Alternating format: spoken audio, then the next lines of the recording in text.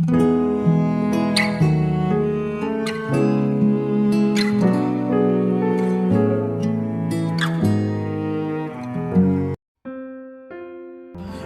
saudara yang kasih Tuhan Yesus, selamat pagi dan salam sejahtera bagi saudara semua. Saya menyapa bagi saudara yang ada di Indonesia dari Sabang sampai Merauke, baik di kota maupun yang ada di desa, dan saudara semua yang ada di Malaysia. Kiranya saudara semua dalam keadaan baik semuanya. Senang sekali kembali menjumpai saudara semua pada saat pagi hari ini. Kiranya saudara semua dalam keadaan sehat dan senantiasa dipenuhi dengan sukacita dan damai sejahtera daripada Roh Kudus. Selamat datang kembali di Pokok Anggur bersama saya Yosia Krispianto. Mari saudaraku, sebelum kita bersama-sama merenungkan firman Tuhan, mari kita bersatu dalam doa.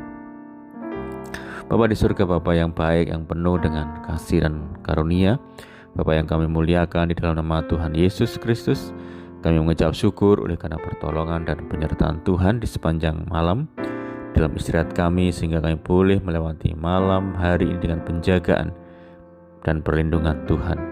Itu semua karena berkat pertolongan Tuhan. Pada pagi ini kami kembali rindu untuk merenungkan firman-Mu. Berbicaralah kepada setiap kami ya Tuhan, urapi kami dan jamah hati kami, sehingga kami dapat mengerti, memahami maksud firman Tuhan. Terima kasih Tuhan, kami siap merenungkan firman-Mu hanya di dalam nama Tuhan Yesus Kristus kami berdoa. Amin. Di nama Tuhan saudara, baik pembacaan firman Tuhan pada saat pagi ini terambil dari Ratapan 3 ayat yang ke-22 sampai 24. Tak berkesudahan kasih setia Tuhan, tak habis-habisnya rahmat-Nya selalu baru tiap pagi, besar kesetiaan-Mu. Tuhan adalah bagianku, kata jiwaku, oleh sebab itu aku berharap kepada-Nya. Puji Tuhan. Saudara yang dikasihi Tuhan Yesus, kehancuran dan kesedihan inilah gambaran bahkan kenyataan di balik kitab Ratapan yang ditulis oleh Yeremia, saudara. Sebelum masuk ke ayat-ayat yang pengharapan yang berasal dari kasih Allah, mari masuk dalam pikiran dan perasaan dari Yeremia, bagaimana rasa sakit, bingung, dan bahkan hampir tanpa harapan menyelimuti cara pandangnya pada saat ia menulis kitab Ratapan ini, saudara. Yerusalem adalah kota yang megah, identitas bangsa Israel. Belum lagi bait Allah yang telah didirikan oleh Salomo merupakan kebanggaan. Semua nilai hidup mereka terletak pada hal-hal yang terlihat, kekayaan, kemewahan, keindahan, dan semua ini menjadikan mereka sebagaimana mereka dapat bermegah pada masa itu.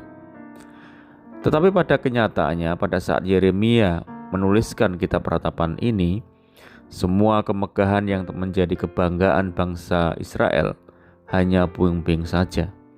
Kemegahan bait Allah yang menjadi sumber kebanggaan mereka telah menjadi reruntuhan yang tidak berharga. Mereka dibuang ke Babel. Identitas mereka sekarang sebagai pendatang. Seolah-olah Allah benar-benar membuang mereka dan tidak lagi memperdulikan mereka.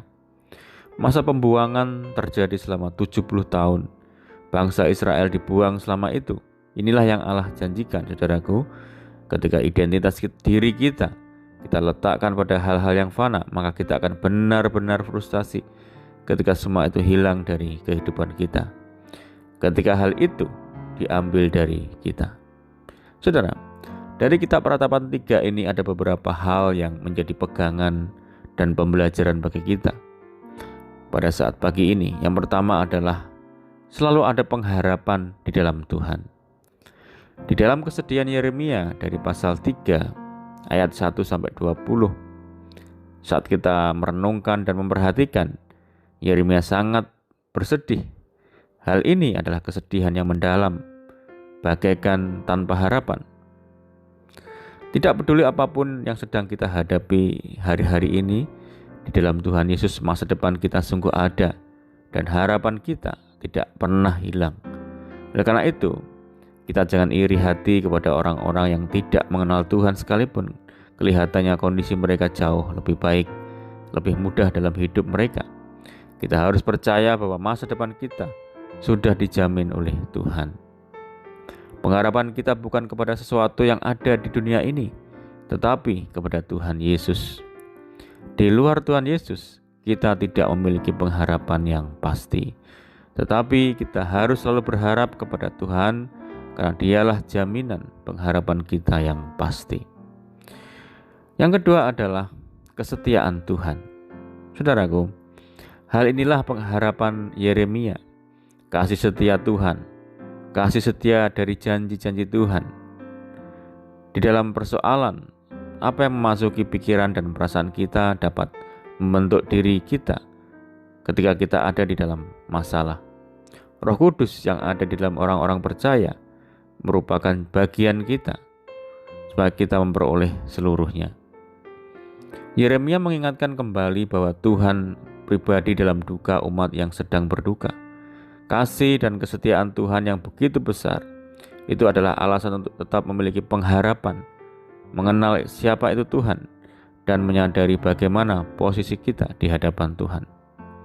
Masa yang telah berlalu tidak dapat diubah lagi, tetapi masih ada masa yang akan datang, saudara. Kesempatan yang Tuhan berikan tidak berkesudahan, tidak habis-habisnya kasih-Nya. Masih ada waktu untuk berbenah diri. Harapan masih ada, bukan dengan mengandalkan kekuatan manusia, tetapi mengandalkan Tuhan. Saudara dikasihi Tuhan Yesus, pada saat pagi ini apapun yang sedang kita hadapi, firman Tuhan katakan bahwa kasih setia Tuhan selalu baru dan harapan tidak pernah hilang. Tuhan menjanjikan masa depan penuh dengan harapan bagi kita yang setia dan percaya. Amin, puji Tuhan. Mari kita berdoa. Bapa di surga, Bapa di dalam nama Tuhan Yesus Kristus, terima kasih buat firman-Mu pada saat pagi hari ini. Sungguh Tuhan, di dalam Engkau selalu ada pengharapan bagi kami yang setia dan percaya kepada Tuhan. Kasih Tuhan sepanjang waktu bagi kami selalu baru setiap pagi. Itulah janji-Mu dalam kehidupan kami. Oleh karena itu saat ini kami meresponinya, janji Tuhan, kasih Tuhan di dalam kehidupan kami. Dan kami menyerahkan seutuhnya kehidupan kami Tuhan. Kami percaya hidup kami ada di dalam genggaman-Mu. Engkau yang mengontrol kehidupan kami Tuhan. Engkau yang ambil bagian dalam kehidupan kami. Kami percaya masa depan kami, masa depan yang penuh dengan harapan. Terima kasih Tuhan, menerangkan firman-Mu dalam setiap hati kami saat ini. Ajar kami melakukannya dengan penuh kesetiaan. Saat pagi ini kami menyerahkan segenap hidup kami ke dalam tangan Tuhan. Tuntun kami Tuhan, bimbing kami ya Roh Kudus, sehingga kami boleh mampu melakukan segala kehendak Tuhan, berjalan dalam segala jalan-jalan Tuhan. Sertai kami dimanapun kami berada ya Tuhan. Berkati keluarga kami semua, rumah tangga kami, memberkati anak cucu kami, pekerjaan kami, usaha kami, pendidikan kami. Pimpin kami ya Tuhan, sehingga kami terhindar dari segala malapetaka. Biarlah kehendak Tuhan yang jadi atas hidup kami hari ini. Berikan kami hati yang dipenuhi dengan sukacita surga. Kami menyerahkan hidup kami hari ini ke dalam tangan Tuhan. Tuhan yang turut bekerja dalam segala perkara bagi setiap kami. Kami berdoa bagi setiap saudara kami yang terbaring sakit, Tuhan sembuhkan di dalam nama Tuhan Yesus. Yang menderita, Tuhan berikan kekuatan, yang berputus asa, Tuhan berikan jalan keluar. Berdoa bagi kesejahteraan negeri kami Indonesia, Tuhan memberkati, Tuhan memulihkan, Tuhan lindungi, jagai, Tuhan yang memberkati negeri kami, kota kami, desa kami, Tuhan memberkati. Terima kasih Tuhan, doa kami hanya di dalam nama Tuhan Yesus kami berdoa. Amin. Puji nama Tuhan, saudara, kita sudah mendengarkan firman Tuhan. Saya percaya saudara semua diberkati. Mari tetap bersukacita di dalam Tuhan. Sampai jumpa di renungan berikutnya. Saya ucapkan selamat pagi. Tuhan Yesus memberkati. Haleluya.